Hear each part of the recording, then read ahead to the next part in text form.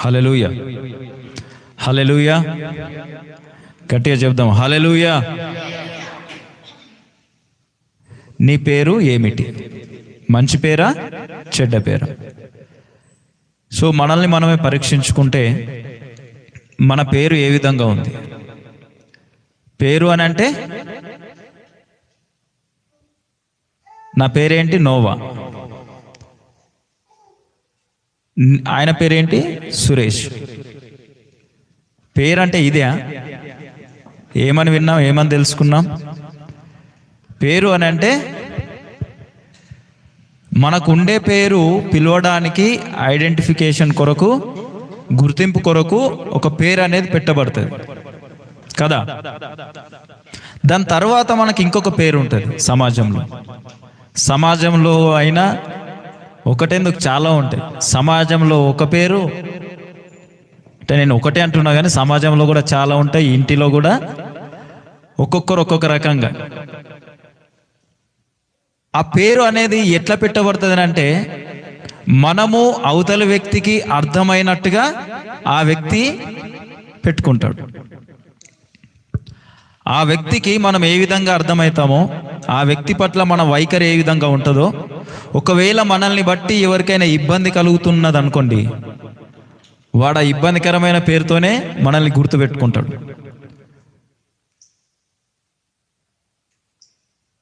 అంతేనా కదా?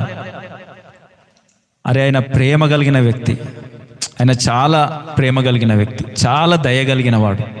ఎప్పుడైనా ఇబ్బందుల్లో పోతే ఖచ్చితంగా ఆయన దగ్గర ఉన్నా లేకున్నా ఆయనతో అయినంత ఆదుకుంటాడు, సహాయం చేస్తాడు. మంచి వ్యక్తి,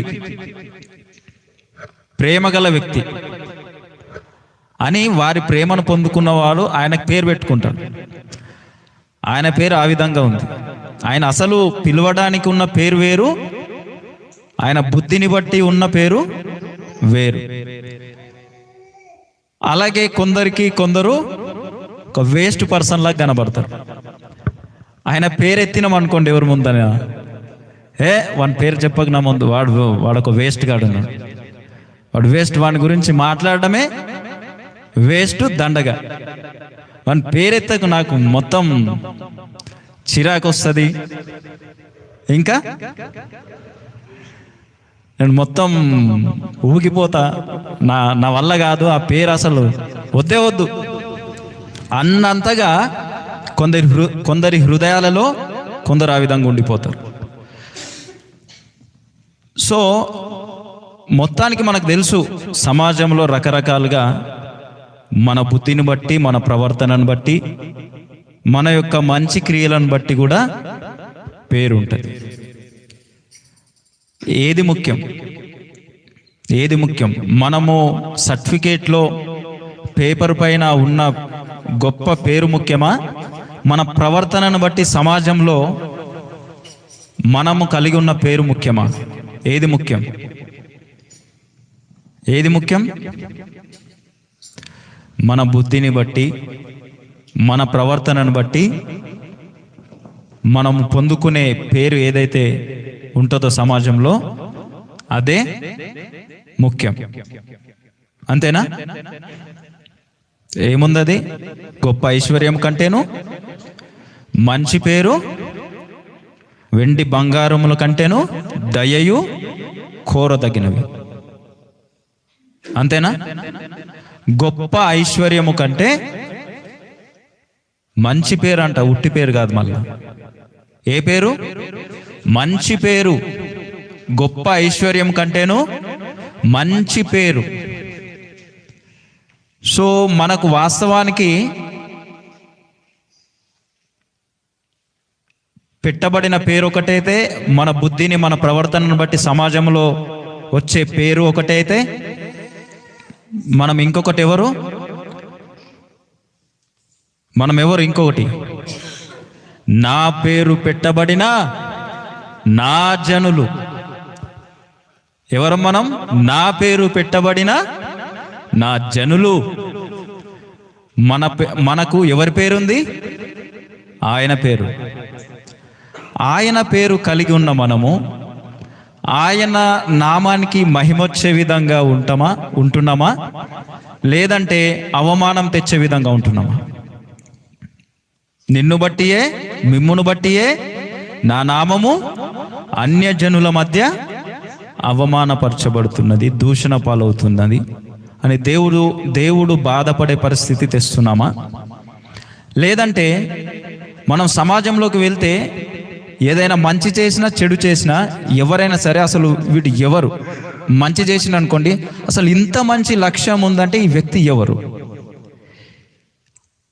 ఇంకొక స్టెప్ ముందుకు ఆలోచించి ఈ వ్యక్తి నమ్మే దేవుడు ఎవరు అసలు అనే కాడికి కూడా వెళ్తారు. దాన్ని బట్టి అరే వీడు క్రైస్తవుడు అని తెలిసిందనుకోండి, ఎవరికి మహిమ వస్తుంది?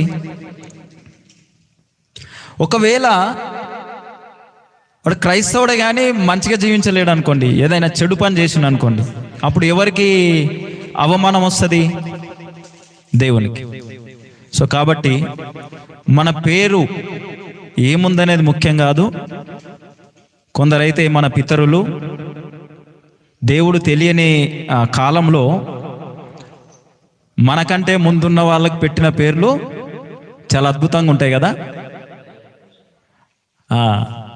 సో ఆ పేరు ముఖ్యం కాదు. ఇప్పుడు మనం ఇప్పుడు తెలిసినంత మాత్రాన తెలిసి మంచి మంచి పేర్లు స్టీఫెన్ పాల్, ఇంకా జాన్ వెస్లీ, ఇంకేముంటాయి, రాబర్ట్, జాషువా, ఇజ్రాయెల్ పటేల్, ఇంకా Esther Rani, Esther Joy, Achsah, Glory, Christian పేర్లు అంటున్నా, రూతు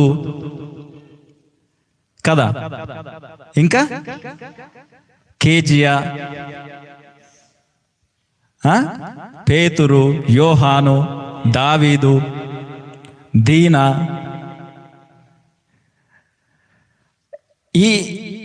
ఈ పేర్లు కాదు అద్భుతంగా ఉండడం, మన బుద్ధిని బట్టి మనకు సమాజంలో ఏ పేరు వస్తుంది, ఏ పేరును బట్టి మనల్ని గుర్తు చేస్తే మన గురించి ఆ వ్యక్తి ఏం మాట్లాడుతున్నాడు. నువ్వు క్రైస్తవుడు అయినందుకు సిగ్గుపడకూడదు కానీ సంతోషించాలి. అంత మాత్రమే కాకుండా అటువంటి జీవిత విధానము కలిగి ఉండాలి. మంచి పేరుకు తగ్గ జీవితం,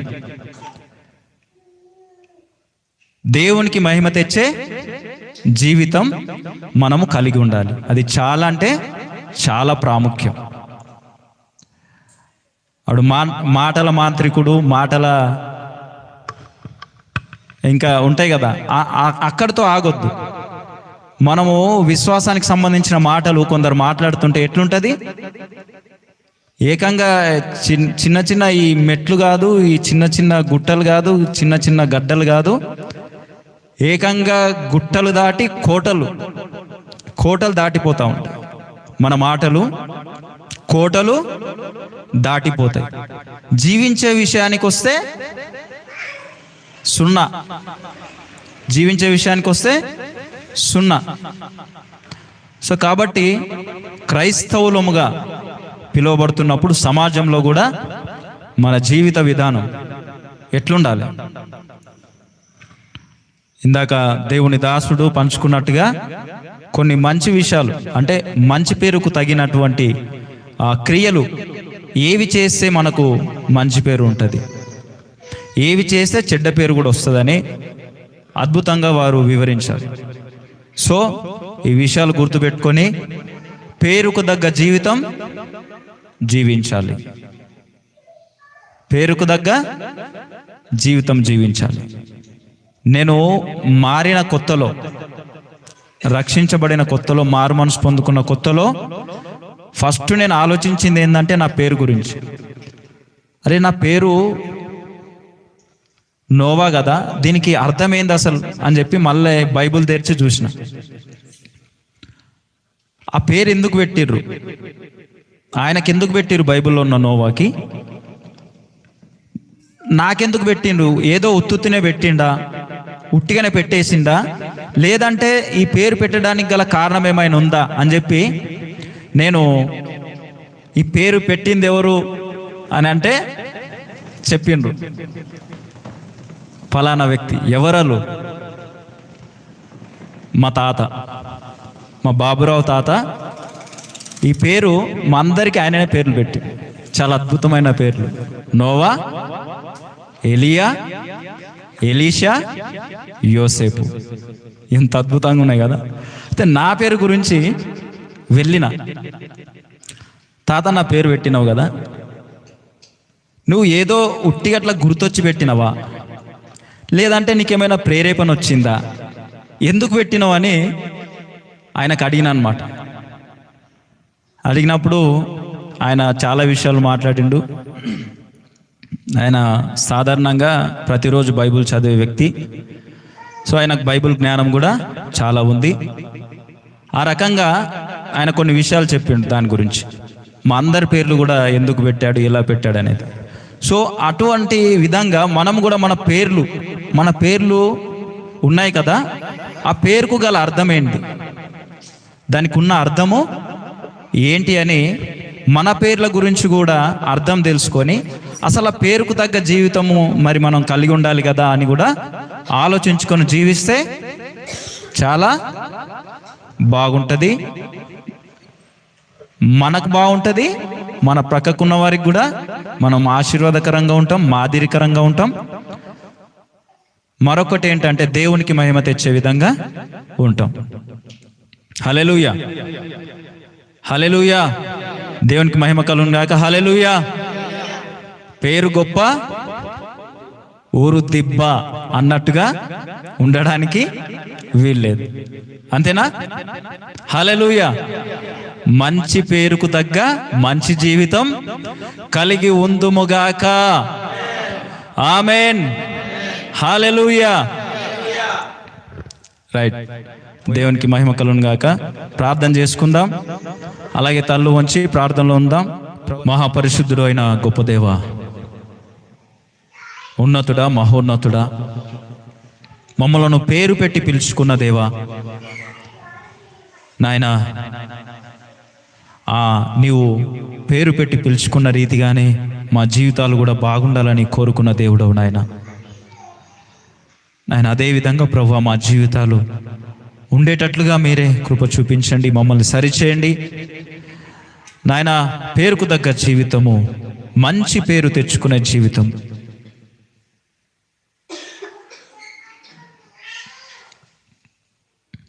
గొప్ప ఐశ్వర్యము కంటేను మంచి పేరు మేలు.